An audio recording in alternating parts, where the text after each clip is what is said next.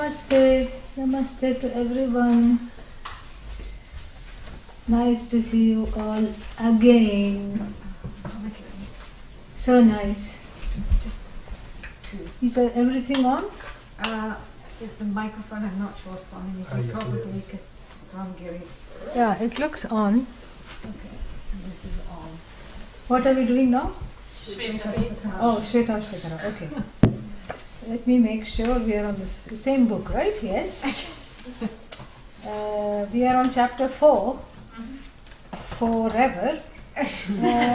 And let's see.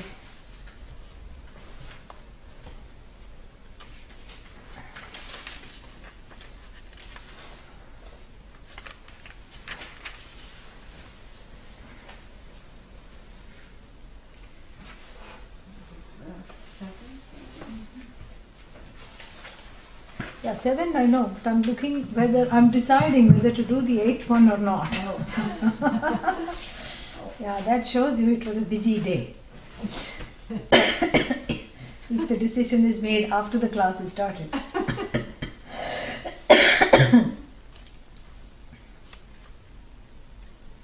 Just have to start this.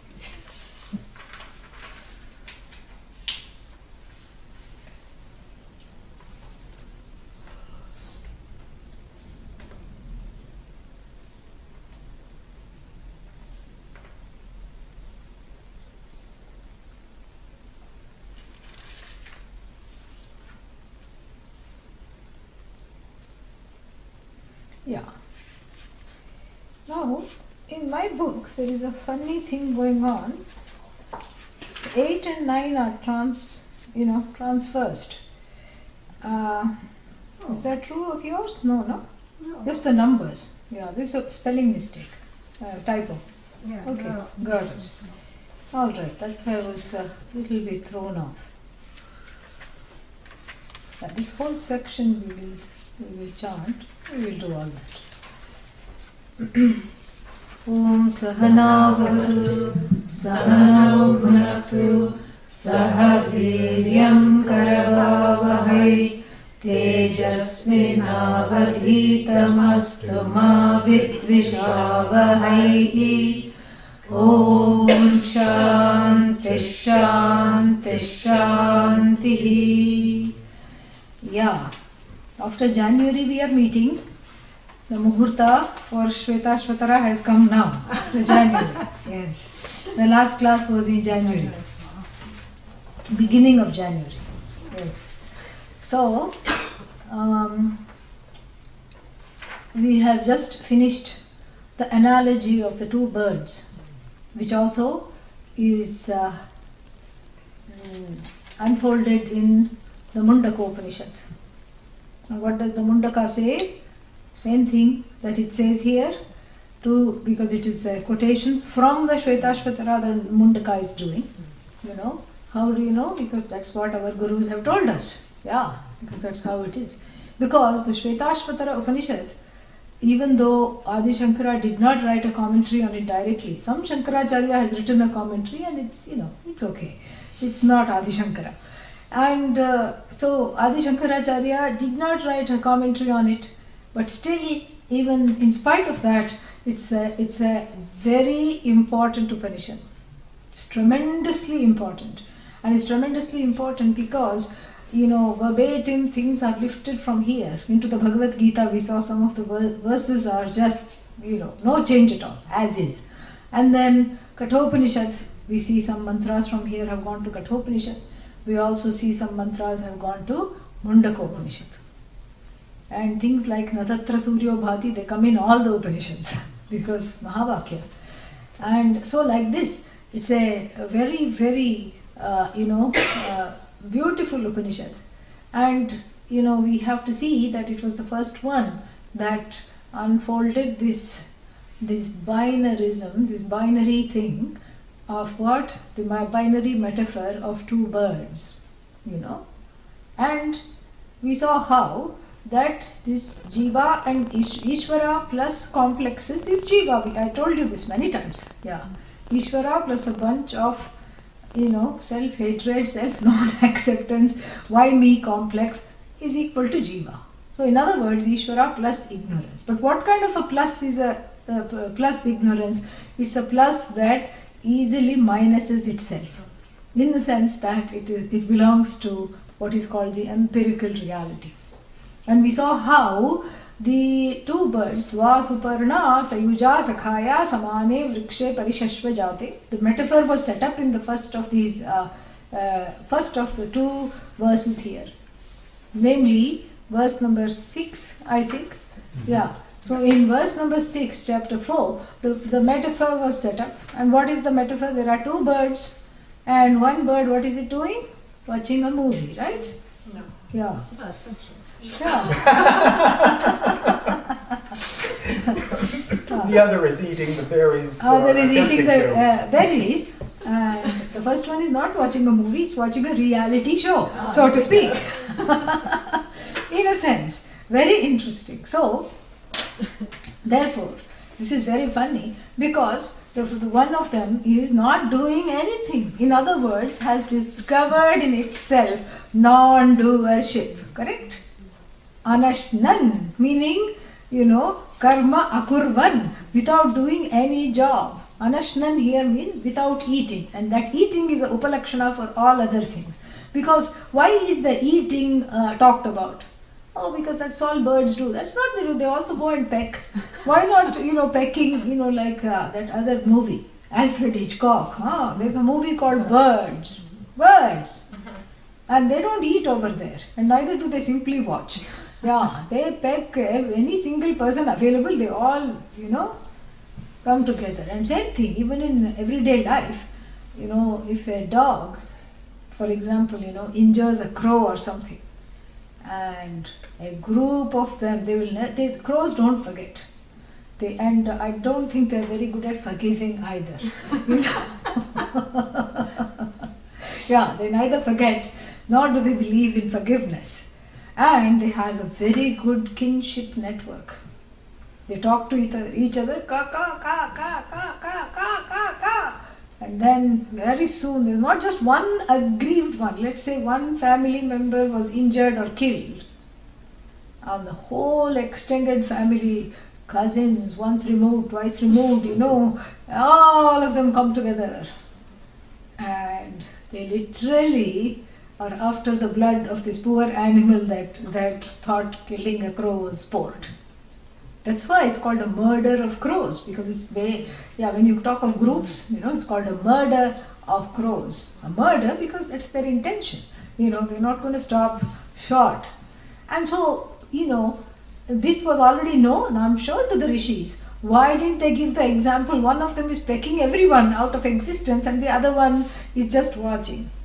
Why the eating berry example is given? Oh, because it was so convenient, fruit, tree, berries. No. The eating example is the only example that is addressing both kartritva and bhoktritva at the same time. It's a very intelligent way of looking at it. So fantastic. Yeah, because eating means bhoga and also karma phalaya, karma. So karma karoti and then karma phalam bhukte.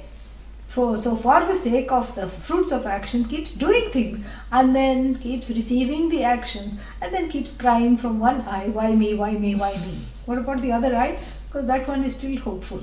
Yeah, half despair, half hope, half and half. This is what the situation is. So the bird that is now, we have to understand one very important thing, that the bird that now there are two bird metaphor, as it were. And we already saw that there aren't any, birds, there's only bird. And this bird is as though within split into two.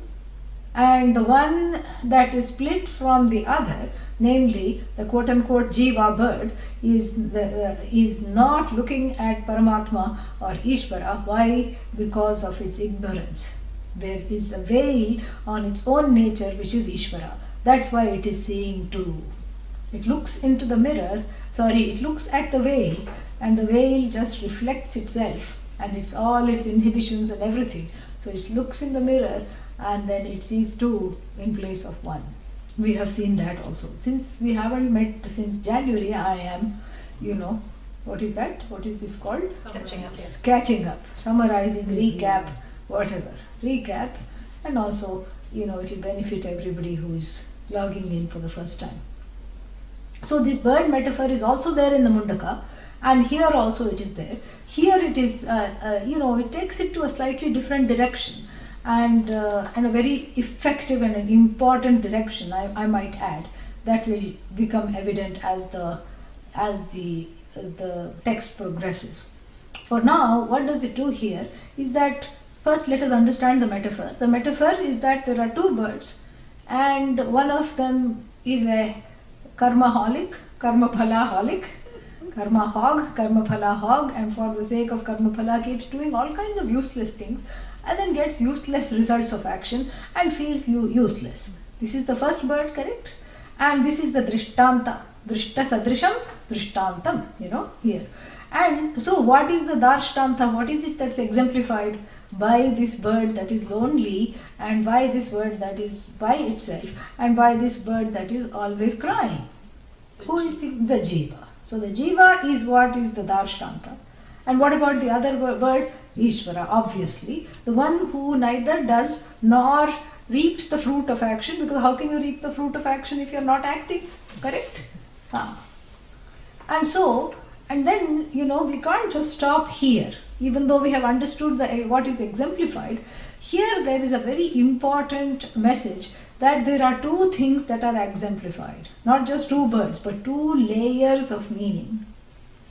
And one of it we have discussed at length, the sad little bird, the sad little individual, and its truth, which is Ishvara, which it is refusing to look at because of agrahanam, and not understanding its own glory, and anyatha grahanam, and thinking itself to be other than what it is. We have seen all this. Now on another level this metaphor works. So basically one drishtanta and two darshtantas, two kinds of things that are exemplified. And on another level it's a treatise on the kinds of realities that get confusing. So the first bird is what? Vyavaharika Satta. It exemplifies what is called Vyavaharika Satta. What is Vyavaharika Satta? Vyavaharika Satta means the empirical reality of what? Duality. Yeah, why call it reality? Just call it duality. Yeah. Because when you say the reality of duality, or the empirical reality, or what else do we call it, transactional reality, vyavahara, which vyavahara yogya, where transaction is possible, where we can indulge in things like this, what is that called, toasted coons, macaroons, yeah, runes, we can indulge in things like this. If you are Parabrahma, all this is not even there, let alone the possibility to engage. It's not even available because it's all one. So therefore, the Vyavaharika Satta is exemplified by which bird? Sad sack.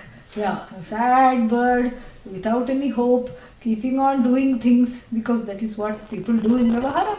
Keep on, what is Vyavahara? Vyavahara means transaction, and the reality is named transactional reality because that's all that happens. Starting from Pipilika. What is Pipilika? Yeah, yeah. So starting from the tiny little friends who are always busy. They're never, you never see an ant taking a nap. Yeah, you don't see it overeating and then just lying down. All of them are lying down on their side. Or they are sitting and meditating. No, they're always on the move, on the go.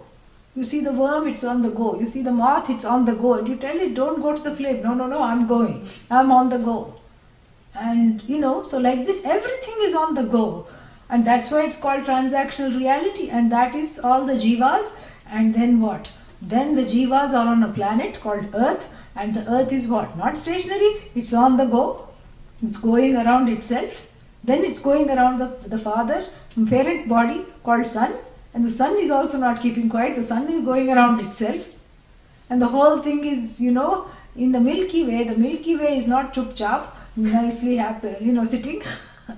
Milky Way is going around, everything is going around. That is what is Nataraja's dance. Lord Nataraja dances. This dance, people have a wrong idea. People think, oh, when Nataraja dances, the world moves. It's not when Nataraja dances, the world moves. The movement of the world is codified in this beautiful figure called Nataraja as the intention of Bhagavan, because the whole intention of Bhagavan keeps everything on the move and everybody on the move. And if you sit in one place, you get a complex. So you keep doing, and one day off you can't handle it. Oh, what am I going to do? Oh, it's a long weekend. Oh, I don't have anything to do. Oh, am I good enough? Oh, I better find something to do. So you have to make plans, some useless plans to go away somewhere or to, do something. So therefore, when we say transactional reality, two things are very evident. One is things are all about transaction and movement. In other words, it's a world filled with kartritva and doership, and by extension, bhoktritva, what is that? Suffering, meaning eating the fruit of action. Yeah, bhoga is not enjoyment. Bhoga is eating, reaping the fruits of whatever one has sown. So this is the situation. So the second thing when we say transactional reality, which becomes very apparent, is the fact that the transactional reality, when you say it's a qualified reality. Otherwise you should just say reality, right? Why do you say empirical reality? That means it is not reality, correct? Because reality is only one. The fact that you are qualifying it with all these high-sounding words, transactional, 4-syllabic word, empirical, another 4-syllabic word. So you are qualifying it with these multi-syllabic, highfalutin words, and you're, a reality that is qualified. Is it a reality? Is it the reality? No. Real means it should be non-negatable. Real means there should be only one. You can't have two realities. Which is true? Did you go out to eat or did you eat at home? You cannot say I did both. It's even if you did both, maybe afternoon you ate out and evening you ate at home or vice versa, but you cannot say you did, both. And same thing if you ask somebody, are you pregnant or not? No, I am both. Nobody can say that. Are you expecting a baby or not? So reality is just one, right? But the fact that we are qualifying this reality, we are dressing up this reality to, make excuses for it. It's transactional, vyavaharika satta, it's a type of reality. It's a typo, that's all. It's not a type at all. So, what do you mean it's a type?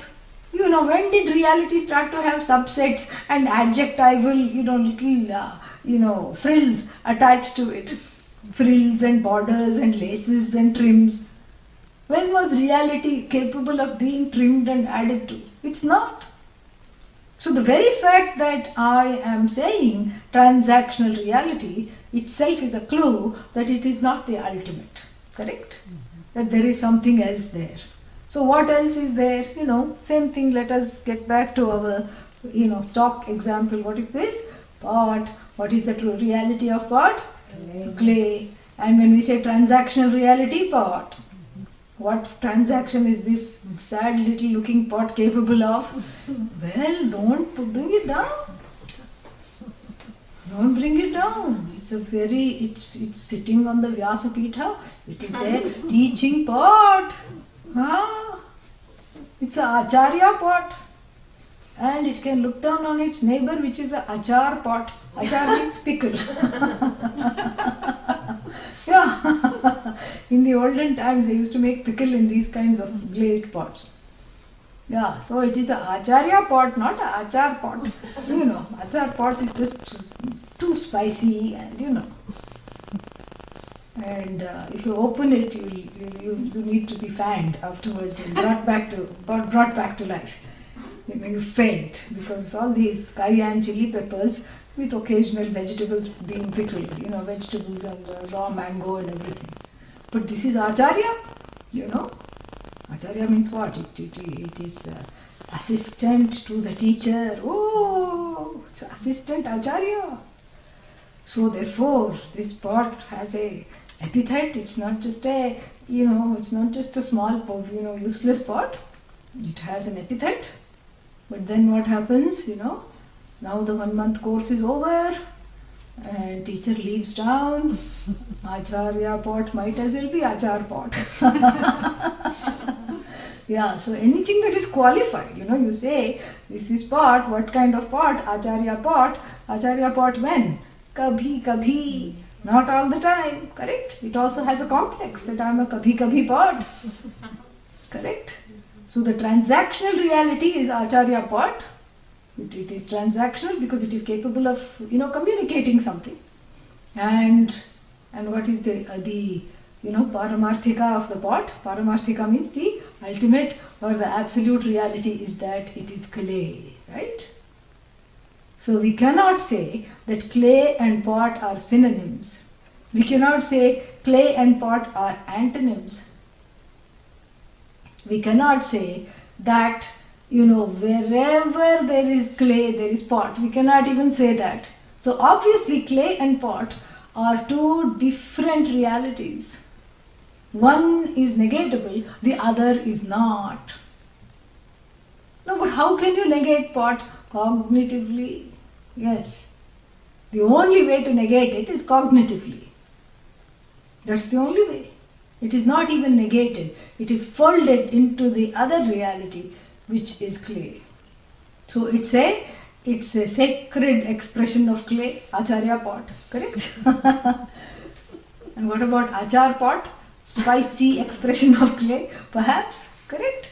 So, therefore it is, so these two levels or whatever are, why the bird metaphor works very beautifully is because these two levels are deployed through the understanding of the birds. It's not just about Jiva and Ishvara, it's about these two realities.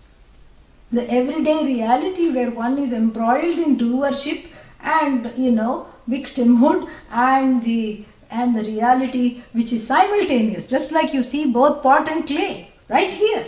You don't see pot one time and then, you go away, come back, oh, now I see clay, but I don't see pot. Where did the pot go? Oh, now I see pot. Where did the clay go? That doesn't happen. Wherever you see pot, tatra, right there, you see the clay. It's not somewhere else that you see the clay. The clay is exactly where the pot is. And so if we understand that, here also, Ishvara, bird, what does that bird which doesn't do anything symbolize? It symbolizes Ishvara Paramarthika reality. In other words, just like the clay is the substance or the truth of the pot or the substance with which the pot has been crafted, so too Ishvara is the substance of the entire Jagat.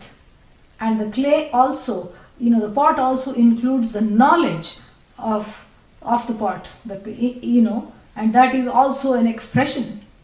And similarly, Ishvara is not just the substance of the Jagat, but the knowledge that underlies the Jagat. Very beautiful. So these two things are happening at the same time. And in fact, there is only one thing. What is that thing? Paramarthika, the ultimate reality. There is not two things. Even though, you say, but I feel a little peckish even if I say that. I'm hungry, so that means, I need food. Yeah, it's not Paramarthika food. It's Vyavaharika food. Hunger is Vyavaharika. So these two levels are also deployed by the same metaphor very beautifully. Because when you say that, let us look now at the verse number 7 just to refresh our minds. We refresh our minds through this. Where are we? 7. Yeah. Samane vrikshe purusho nimagnaha. Nimagnaha means glub, glub, glub. What does that mean? Drowning. Drowned. Yes. Samane vrikshe. In that same tree, vriksha here is body. In that same body, what? The Purusha. Purusha means Ishvara here. That one reality alone, that one consciousness, embodied here in the form of a conscious being, samane vrikshe purusho nimagnaha. Nimagnaha means glub, glub, glub. Why? Anishaya. This is very important. What is the story of this bird? It is Isha. But then what does it think? Anisha. And each time it thinks of itself as Anisha. It's not just thinking, it's not about positive thinking, but each time it identifies itself as Anisha. Anisha here is Vyavaharika. Correct. Anisha means on the transactional level. Each time it identifies itself as a doer and as a recipient of its own doings at the transactional level. Shochati. Shochati means what? Grivati, grieves. Yeah. Shochati. Muhyamanaha, confused between the two realities. That's why it is crying. Because the teaching in the Bhagavad Gita begins how? Arjuna being told not to grieve. Why not to grieve? Because what you are grieving is non-existent. Yeah. Ashocyan anvashochahatvam. That which is not to be grieved, you are grieving. What do you mean it's not to be grieved? Because this is dear to me. Yeah, that's dear to you because you have a sangha. Not a sangha. You have an association with it which is based on falsehood. And the Panchadashikara very ruthlessly gives an example of this in the 4th chapter, which we have actually studied a long time ago. And you know what he says? He says that there was a family, correct? And there were 2 families, and both their sons had gone off to the village, from the village to the town to study, for study or work. And in those days, no SMS, no Twitter, nothing. And all that is there is somebody coming from the town in a bullock cart and then giving the news. So somebody comes from town and says, what? This such and such a family, one of those 2 families, your son has perished in an accident. Oh, they cry. My son, he was so wonderful, such a young age. How could he have passed away like this and so far away from us? This is not acceptable. And then what does the other family, who happen to be their friends, they hold them and console them. They console them and they say that Bhagavan's will, you cannot do anything. This is how it had to be. And we are very sorry that it had to be you. We wish it did not happen to anyone. And then 2 weeks later, so everything, they are crying, they are grieving, and people are bringing food and people are helping them overcome their grief. And then 2 weeks later, another person comes from the village and says, no, there was a mistake and a young man did die, but actually it's the other couple's son. And the other couple, they were taking care of all the arrangements and helping this family pull through and going to their house and, quoting the Gita and then bringing them out of this. And suddenly, the other family were rejoicing now, and then they were consoling this family. And then, Swami Vidyaranya asks in 4th chapter, this is what is the cause for sorrow is because there is an identification. The identification is what makes the pain, unbearable. And that's what is, he talks about it brilliantly. And here the same thing is iterated. Anishaya shochati muhyamanaha. Confused between I and not I, the person grieves because that which is not to be grieved about becomes the cause of grief. But how can you say it's not to be grieved about? This is, my mother, this is my father, this is my child, this is my, sister, this is my brother, this is what one thinks. But in that myness, there is me-ness. That myness is not an objective my. You can say that this is my glass, my pair of glasses. Okay, this was my pair of glasses. And it happens all the time. This time it didn't happen because one handle breaks off, something happens, and one glass pops off, and you are seeing like Shukracharya. Shukracharya only has one eye, and so like that, all these possibilities are there. But then my glasses, okay, gone, and you just go and buy one more pair of glasses from the shop and come back. Correct? It's very simple. And here there is a certain objectivity because this is seen to be replaceable. But the same thing we cannot say, my child, my parent, my sibling. There is a very different kind of an involvement. There is more of a sense of a shared beingness. And that being, even that is not wrong. The shared beingness could be sarvatma bhava, but that shared beingness is only enjoyed with certain people. And in fact, there's an obsession over those certain people and not over others. And so that myness has actually meanness, an extension of a very kind of a specific I-ness deployed over there, and that goes and just gets stuck. That is what is called anishaya shochati. Full of complexes all the time. Cries, I don't have this, I don't have that. Then you go and get this. Then the person goes and gets this. And then cries again. Cry. And so this is what anishaya, meaning not being aware of its own glory, being divorced from that other bird, which really it should, so all the myness and the meanness should be transferred there. Back there, back means what? It has turned its back towards. That's why. It should be back there, not here.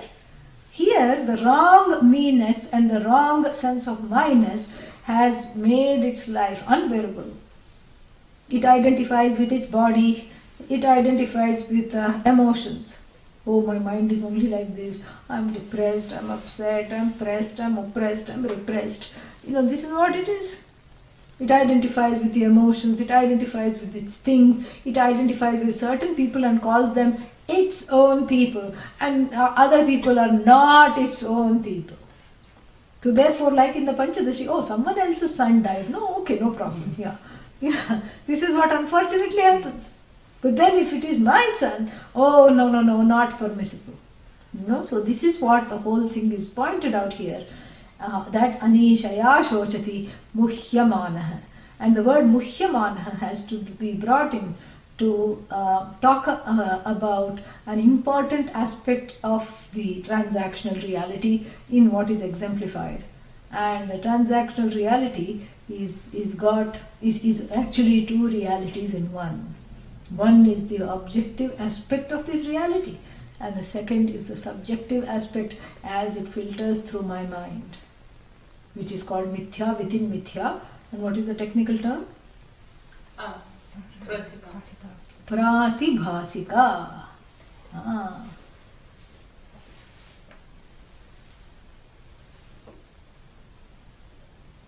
So pratibhasika means a subjective reality within the empirical reality based on the doer / recipients, ragadveshas, how they filter this reality.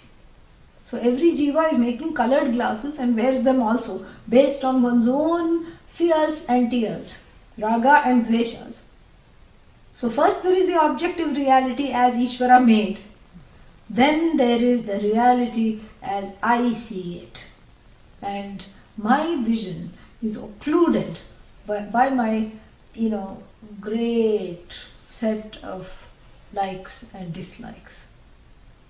My vision is completely blocked. So I see what I want to see. Wherever there is love, I see non-acceptance. I replace it. Because even if someone looking at me lovingly, I'm suspicious. What do you want? Why are you keeping on looking at me? The person cannot even take in that. Oh, I thought I'll do this for you. What did you want instead? Why did you do this? Who asked you to do this? What do you want in return? No, I don't want anything in return. No, I don't believe you. Next time don't do this. Okay, I won't do it. What do you mean you're not going? You didn't do it. Well, you only said don't do it. What do you mean I said? Just because I said you stop doing it. So you didn't do it, that means you don't care. No, I care. In fact, I care so much that last time you said don't do it, that's why I did this. I didn't do it. But, that's not how it works. This is what is called the subjective reality. Muhyamanaha. If one is in the empirical reality, as the empirical reality enjoying it, then there is no problem. But one is in the empirical reality, confusing it to be paramarthikam and confusing it to be the ultimate. And when the non-ultimate becomes the ultimate, it's the ultimate spoof, right? So first of all there is the empirical reality, and the fact that we have to qualify reality by the word empirical itself shows that there is a problem with this reality. And the second problem with this reality is what? First problem, it's not ultimate. Second problem is that it hides another reality. It's like those those dolls, Russian dolls. You open one more, and then you open that one more. And you open the tiny one, there will be another small little one. Finally, a little stick figure with 2 dots in place of eyes, because it's too small to paint or do anything. And that one you finally cannot open. So like this reality you open, what is that? You open Paramarthika, Vyavaharika. Vyavaharika is pregnant with, Mithya. Mithya within Mithya. Pratibhasika. So therefore, this, Vyavaharika cannot cause problems. Why? It is Bhagavan's drishti. Srishti is nothing but Bhagavan's drishti. And if I am one with that vision of Bhagavan, then it is just as it is. Yes, people die. Yes, people are born. Yes, things don't go exactly as I want. And yes, some people seem to, it seems like everyone has a lot to bear. And some people cannot bear it. And some people are better at bearing it. Everybody has a lot to bear. And so all this is there. If you look at it objectively, that I mean is, when I say look at it objectively, when I look at the transactional reality as it is, as Ishvara made it. So really speaking, looking at the transactional reality objectively means I have to look at it paramarthically. Then if I paramarthika drishtya, when I am well entrenched in the vision of non-duality, then I can look at the duality and appreciate it rather than always be in a defensive, offensive place in relation to it. You see? So therefore, these two things are very, very important. That the transactional reality is not the ultimate, and then my subjective vision, which causes problems, is called that mithya within mithya, and that subjective reality is actually the non-acceptance of transactional reality. This is what it is. So therefore, anishaya shochati muhyamanaha jushtam yada, yada means when, jushtam, when it is in a relationship of adoration.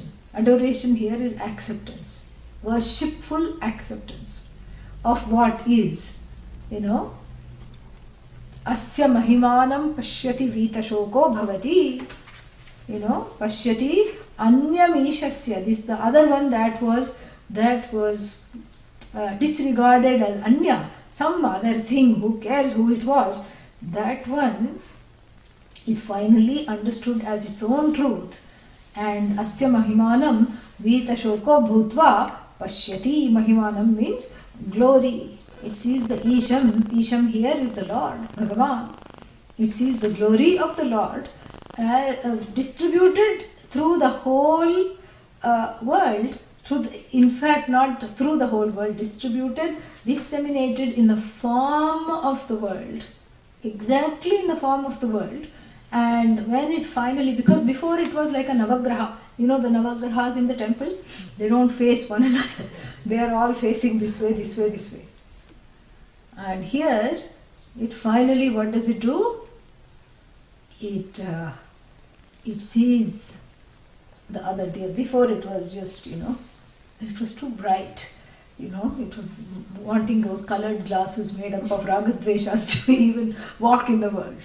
And finally it cleared out its vision, put some eye drops and had the cataracts removed and cleaned out its eyes. All the ragadveshas settled down. Then it said, oh, look at this unending, extended, vast glory. Asya mahimanam, anyasya ishasya mahimanam, one meaning. Asya mahimanam, asya purushasya mahimanam, purusha that was described in the first one, its own glory. Not just Ishvara's glory. Before it is like, oh, look at this Ishvara's glory. Hello, who is this Ishvara? This is what I have done. This is me. And this is why this is a Mahavakya. Because Jiveshvara Yoho Aikyam Vakyam Mahavakyam. So that, what is that? That oneness between Jiva, the identity of the Jiva and Ishvara are revealed through this sentence or through this verse. Therefore it becomes a Mahavakya. And in this, there are, as I said, multiple layers of metaphors, going around. And so what does it take for the scales from the eyes to drop? It's nothing short of letting go of the ignorance. As long as the self-ignorance is there, then what will happen? Nothing will happen. Yeah. Crying, crying, crying, crying, crying, crying, crying, crying. All the activities just along with crying, crying, crying, crying, screaming, screaming, screaming, crying, crying, crying. But the scales of ignorance drop and it sees itself in the grand, avatara of its own, as an extension of itself. And so, Vita Shokaha Bhavati. Vita Shoka means what? Free of sorrow. Not just for half a day because it went and saw a movie. No. A comedy. No. All the time because that's its Swarupa. Shoka is an imposter. Shoka means sorrow. Sorrow is an imposter. Vita Shoka means, Vigataha Shokaha Yasmat, from whom the Shoka has departed. That is what the whole thing is.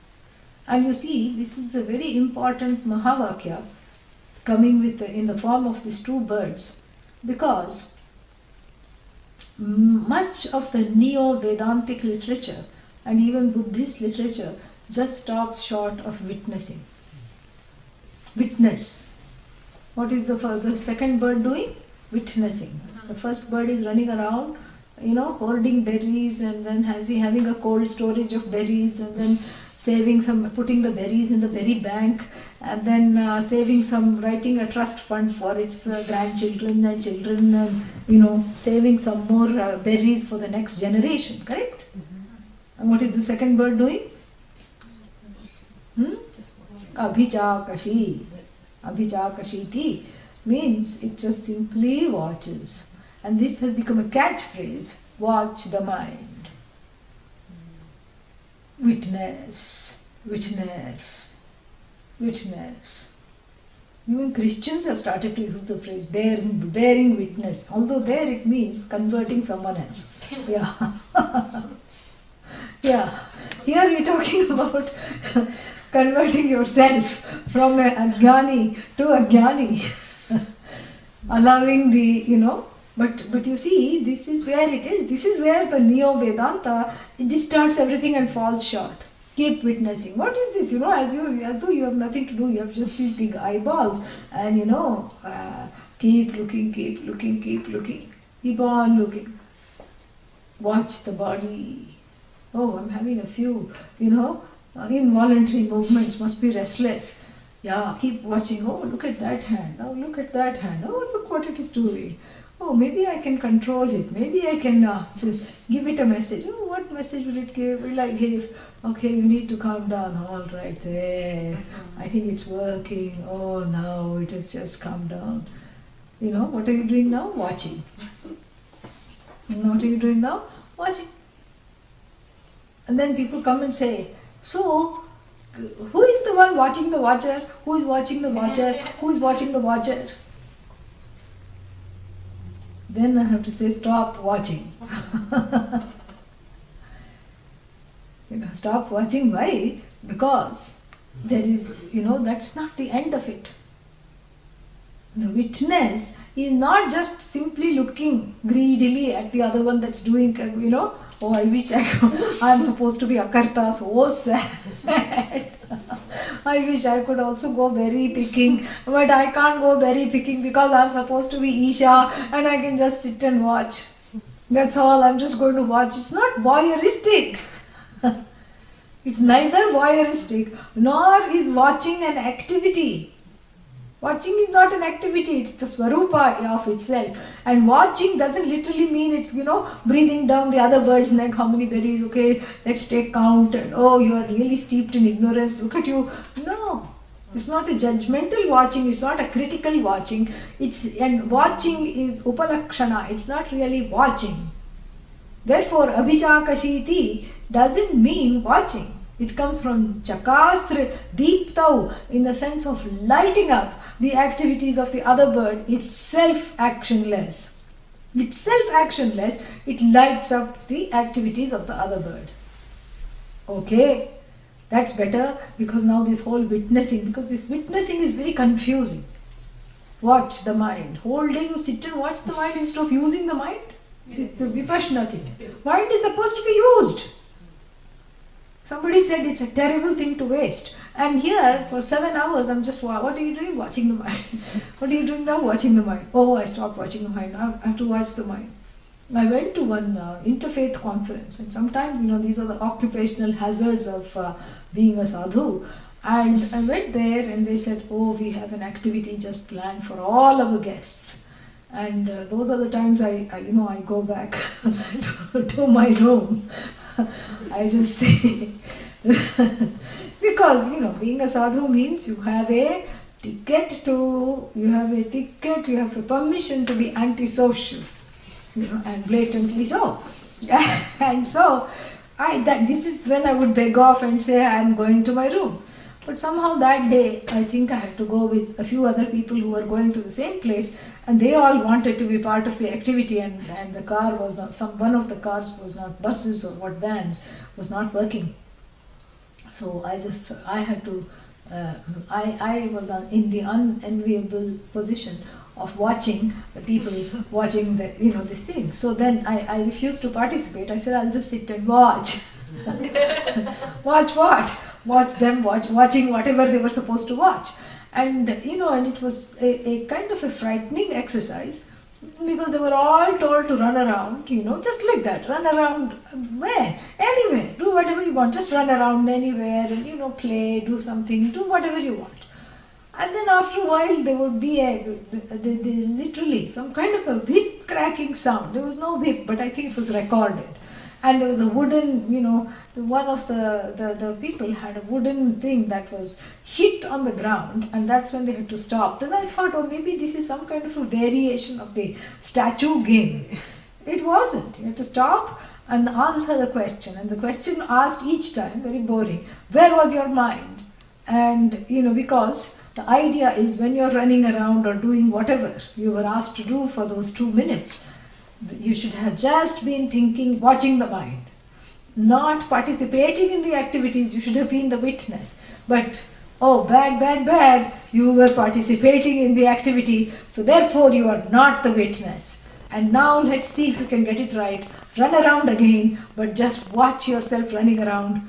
And then, and then again, where was your mind? And of course, who was really thinking about witnessing? Nobody was. And then it went on and on. It was interminable, this activity. Almost 1 hour they did it, and then finally we got to go back to our rooms, much deserved rest after this. But the idea is, it's not just about witnessing. Yeah, and in the Panchadashi, in the 1 month course, we saw very clearly that I thought is there. Correct? The ahankara is the I thought, and the I thought is to be repatriated with the sakshi. The sakshi is just an interim step. Because there are so many things to witness, because one is thinking of the world from the standpoint of the duality, there are so many things to witness, and that's why the sakshitvam is brought in as an interim step to get some distance from participating in this nonsense. But that's not the ultimate. When you're stuck with sakshi label, keep on looking, witnessing, and then you go mad. That's not the point. That who is the one who is the witness of the Vyavaharika and of the Pratibhasika, that yes, those two you witness, but that's not the ultimate. That witnessing resolves into the knowledge of its own Swarupa and its own glory. And that is the point of this witnessing. Otherwise there is no Mahavakya. Otherwise, you are just a dissociated witness, and already one is dissociated and one is keeping on saying, I am not Karta. Then who did that? I don't know, but I didn't do that. It's dangerous because one stops taking responsibility. I don't know, I am a Karta. This will be the, plea of every habitual offender. Did you do it? No. On what grounds? On the grounds that I am not a doer. Last time who did it? I don't know. What do you mean you don't know? It was only 6 months ago. I am always in the present because I am witnessing the present. This is dangerous because there is a dissociation, and you cannot transcend action when you haven't transcended the status of being an actor. So you have to be able to understand this very clearly, that up till here we have, we give our Buddhist friends a farewell hug right at this verse.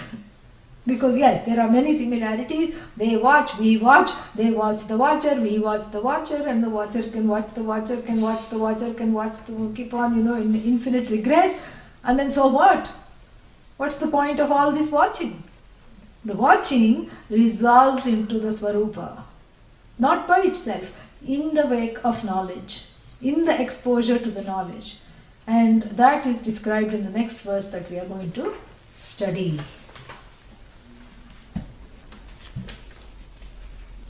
So, 8th one we are going to skip. Chandamsi yajñāha kratavo vratani. Chandamsi yajñā kratavo vratani. Chandamsi yajñā kratavo vratani. Chandamsi yajñā kratavo vratani. One verb was followed up. Chandamsi yajñā kratavo vratani. Chandamsi yajñā kratavo vratani. Bhutam bhavyam yacca veda vadanti. Bhutam bhavyam yacca veda vadanti. Asman mayi srijate vishvametat. Asman mayi srijate vishvametat.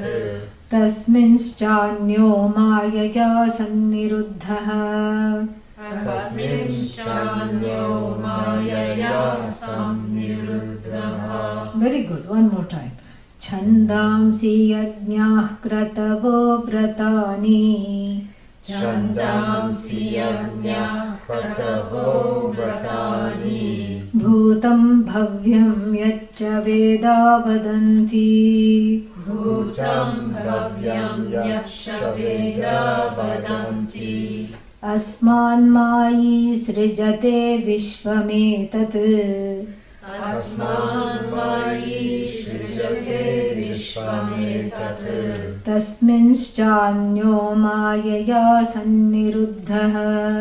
Tasminschanyo mayaya samniruddhah. Yeah, this one and the next one, 9 and 10, perhaps one of the most important ones in the whole Upanishad. Very beautiful. And the word Maya, Mayi have been used in this Upanishad repeatedly. One of the few Upanishads other than Brihadaranyaka that uses the word Maya. That's how we know that the word Maya has the Upanishad sanction, Upanishadic sanction. So we'll just look at the verse today and the next time we'll talk about it. So here, let's go to the main word, Mayi. Mayi comes from Mayin. Mayin means what? No. Vedantin, one who is in Vedanta, yes. Mayin, the one who is not affected by Maya. The wielder of Maya, who is unaffected by Maya, magician-like. Mayi. That is the main word.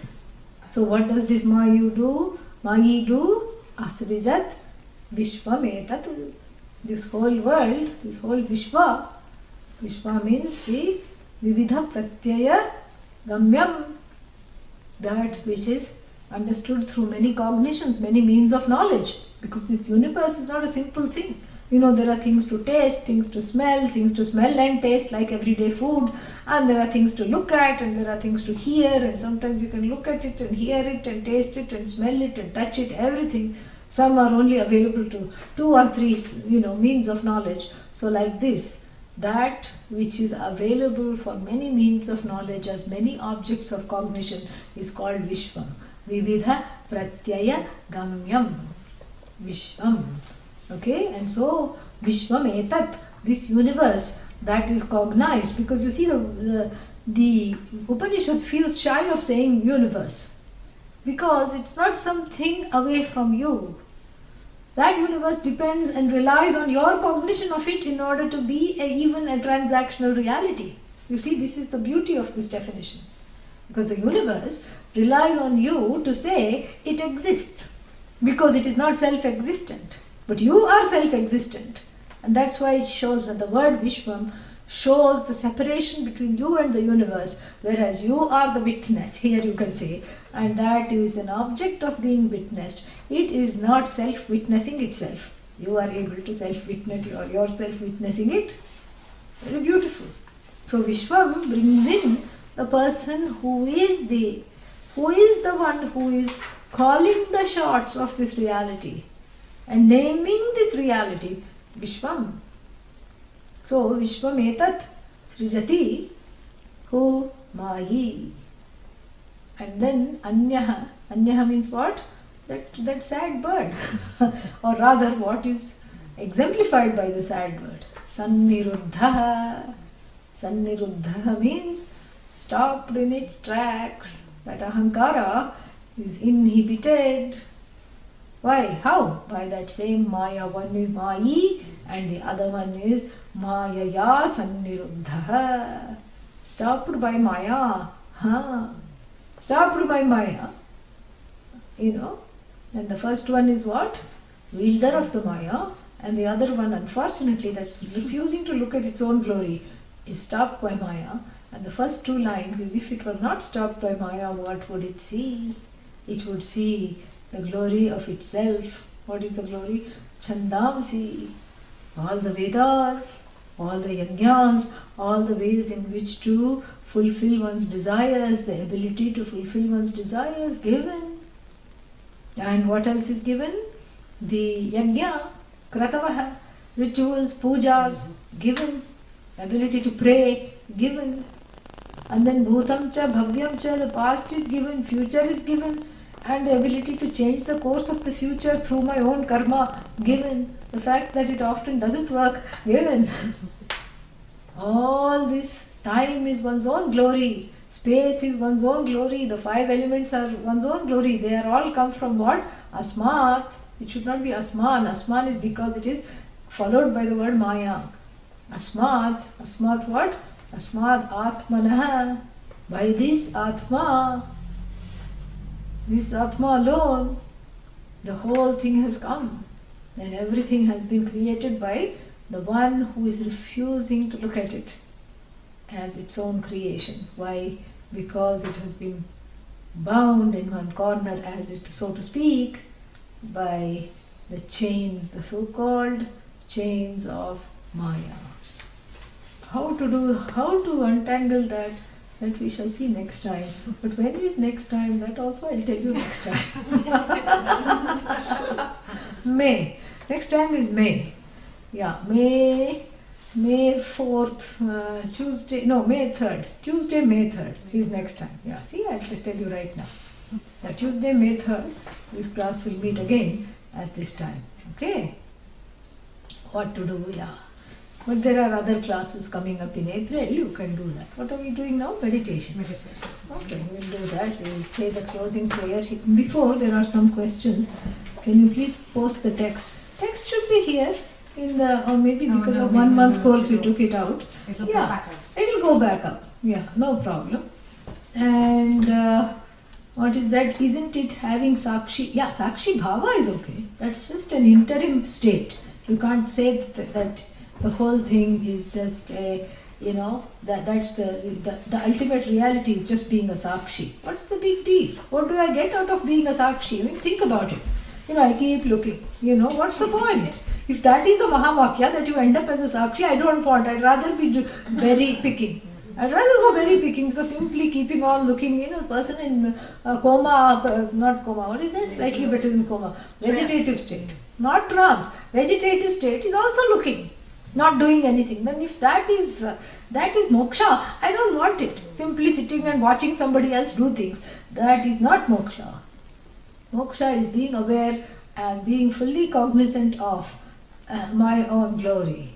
My own glory is nothing short of this, of understanding this whole universe as Sarvatma, as an extension of me, in terms of the quote-unquote raw materials, as an extension of this consciousness, which is I, and also from the standpoint of the knower, that consciousness is one and the same as the consciousness of the knower, of the creator, so to speak, creator, manifester, whatever it is. And so that identification, so that's where the witnessing drops.